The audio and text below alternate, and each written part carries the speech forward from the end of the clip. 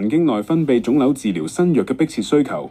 一位內科腫瘤科專科醫生嘅臨床呼籲：以我嘅臨床經驗而言，我哋迫切需要一種新藥。現有藥物無法有效幫助患者解決症狀。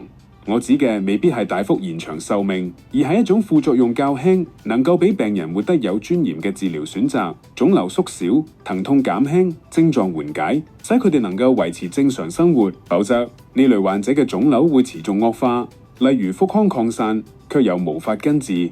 佢哋處境艱難，唔通只能夠長期依賴嗎啡，終日昏沉度日。相反，若果有一款藥物能夠控制病情，俾患者喺數年內保持生活品質，呢個先至係真正嘅突破。此外，神經內分泌腫瘤屬於慢性病，研究好難喺生存率上呈現顯著差異。